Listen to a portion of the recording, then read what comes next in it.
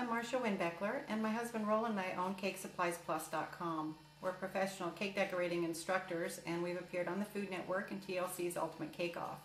We're also known for our life-size cake sculptures that we do of and for celebrities, and photos of those are available on our website too.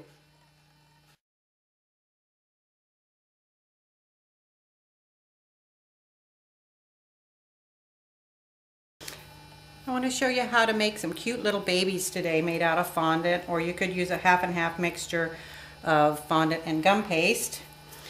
First thing I'm going to do is just roll a ball about a golf ball size, and I'm going to roll it, and I don't want any seams on the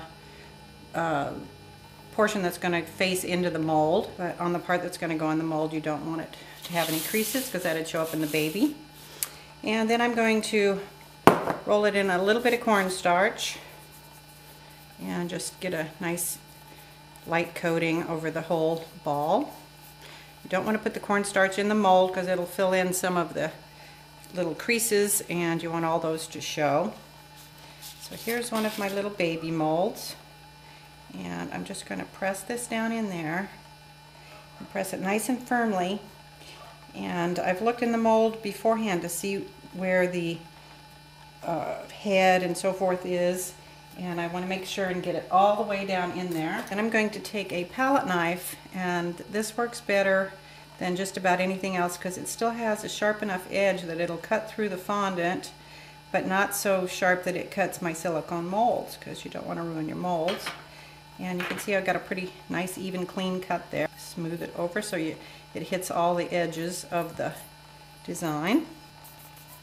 On the other baby figure I want more of a cylindrical shape for my fondant, and once I've kind of rolled that shape, again with no creases on one side, I'll put a little bit of cornstarch. It's okay to have creases on the back side, just not on the front side. It's going to go down in the mold. Then I will press this down into the mold, getting it into all the little crevices and areas that I know need to come out. Just go across the edge of the mold.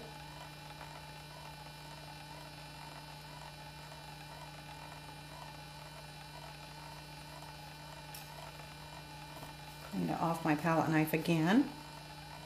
Go across it one more time.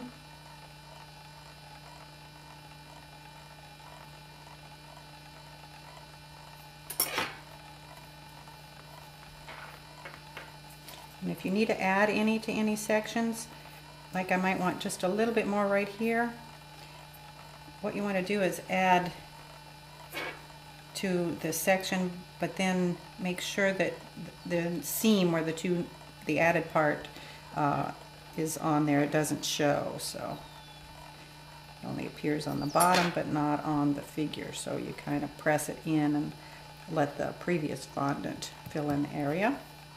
And then just go over it, get your edge nice and smooth. And I'll put these in the freezer for about 20 minutes. Now that these have been in the freezer for about 20 minutes, they're much easier to remove from the molds. So I'll pop this cute baby out. And then the other one. They're sturdier when they've been frozen. You don't get their features deformed.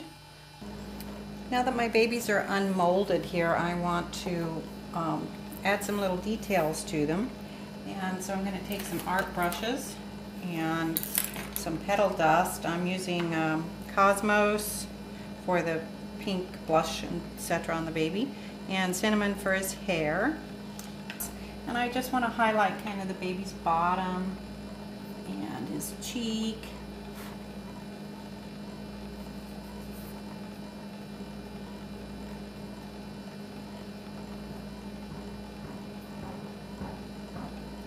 And I'll wipe the excess off of this in a little bit. I'll take a plain dry brush and brush away excess so I can see where I'm at here. Then for adding some hair to the babies, I found a way, if you're going to make several, like for a baby shower cake, these babies are fairly small, so they'd be cute like on each piece or on a cupcake, especially this small little baby that's curled up. And so if you're going to make several of them, this is kind of a quick way to do the hair. I brush a light coat of water over the hair area.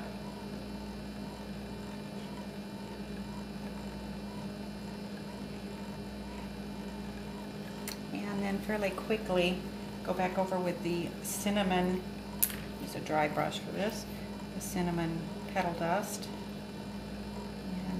And I just sort of dab it on versus stroking, because I don't want it to go on in blobs.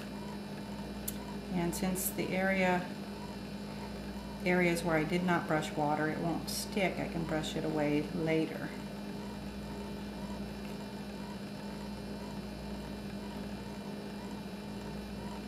If you find you get too much in one spot, you can go back like with an X-Acto knife and with the point of it and kind of make hairlines in there.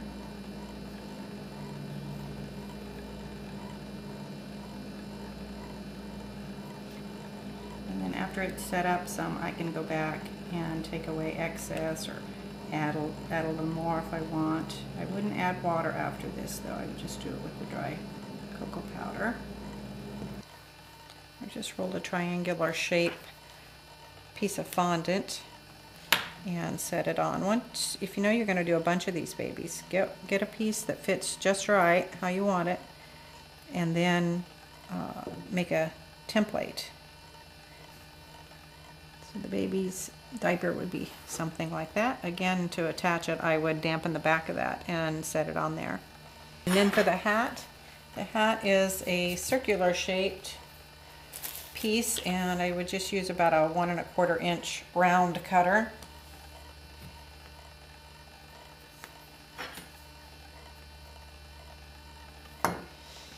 And place that over the baby's head. I kind of flatten one side of it so it fits in the back a little bit better. Bring him in again. Kind of goes like that. I again dampen it. You can set it however you want it to fit on the baby's head.